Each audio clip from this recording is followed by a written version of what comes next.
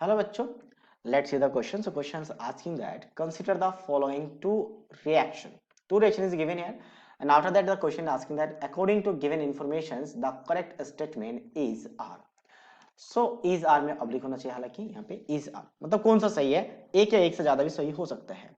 तो कैडेनमी के साथ यहाँ पे जो लिया गया ये बेसिकली इथाइलिन डाइमीन है, और यहाँ पे क्या है आपके पास, ये इथाइलिन डाइमीन तो नहीं कह सकते, हाँ इथाइलिन ब्यूटाइल कह सकते हैं कि आपकी 4 कार्बन है, तो या फिर ऐसा कह सकते हैं कि 1 2 नॉट 1 2 एक्चुअल में 2 3 डाइमीन ब्यूटेन है, 2 3 डाइमीन ब्यूटेन है।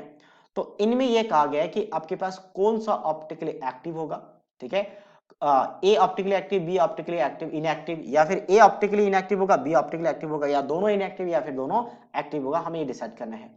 तो पहले कंपाउंड की बात करें तो दो लिगेंड यूज हुआ है, तो कैडेनियम के साथ दो लिगेंड हम ऐसा लिख सकते हैं कि कैडेनियम में दो, यानी कि NH2 इधर से आया और ये कनेक्टेड होगा किससे, आपके पास CH2 के साथ, एक और यहाँ पे CH2 और फिर यहाँ पे NH2 है और ये कनेक्टेड होंगे। तो सेम इस साइड में हम दिखा सकते हैं, हम कंपाउंड ए की बात कर रहे हैं फिलहाल, तो NH2 NH2 दो लिगेंड, कोऑर्डिनेशन नंबर 4 हो जाएगा क्योंकि यहाँ पे दो बाइडेंडल लिगेंड्स है, तो ये बन गया पहला।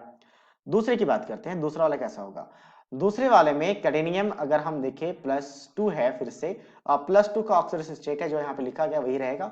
तो यहाँ पे अगर हम दिखाएंगे तो इस तरीके से क्या आ जाएगा, NH2 है, यहाँ पे भी NH2 है, ये भी सेम ऐसे ही कनेक्टेड होगा, सेम कनेक्टेड होगा, लेकिन साथ साथ में यहाँ पे आपके पास अब यहाँ पे क्या है, CH है और इधर भी एक CH है, और ये CH दो CH3 ग्रुप से कनेक्टेड है। सेम चीज हम राइट साइड में दिखा सकते हैं एग्जैक्टली। पहला हम स्ट्रक्चर बना लेते हैं, फिर हम इसके बारे में डिस्कस करेंगे कि ऑप्टिकल और ज्योमेट्रिकल कैसे हमें चेक करना है। तो पहले तो हम क्या करते हैं, स्ट्रक्चर को पूरा करते हैं, ये बन गया, यहां से डोनेट किया। अब हम देखते हैं दोनों में, तो यहाँ पे इस मॉलिक्यूल्स में प्लेन ऑफ सिमेट्री है। प्लेन ऑफ सिमेट्री का मतलब क्या होता है, अगर आप प्लेन ऑफ सिमेट्री का मतलब होता है मॉलिक्यूल्स को ऐसे कट कर दो, एक दूसरे का मिरर इमेज है, या मॉलिक्यूल्स को यहां से कट कर दे, एक दूसरे का मिरर इमेज है, तो इसे कहता है ऑप्टिक प्लेन ऑफ सिमेट्री। और प्लेन ऑफ सिमेट्री हो तो ऑप्टिकली इनएक्टिव होता है, तो ये ऑप्टिकली इनएक्टिव हो गया कंपाउंड ए। कंपाउंड बी की बात करते हैं।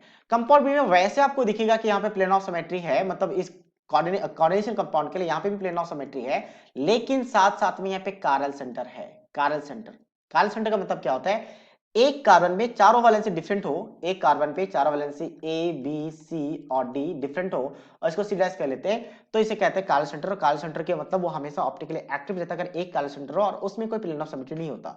तो यहाँ पे चार चार कारल सेंटर है, तो इस काले सेंटर की वजह से क्या बन जाएगा, ऑप्टिकली एक्टिव बन जाएगा। प्लेन ऑफ सिमेट्री वैसे मॉलिक्यूल्स में डायरेक्ट हम देख सकते हैं, बट काले सेंटर की वजह से क्या आएगा, ऑप्टिकली एक्टिव हो जाएगा। तो बी ऑप्टिकली एक्टिव है और ए ऑप्टिकली इनएक्टिव है। ऑप्शन की बात करते हैं तो A is optically inactive, B is optically active, जो ऑप्शन बी के साथ मैच कर रहा है, that means option B is the right answer of this question. So I hope you understood it well, all the best.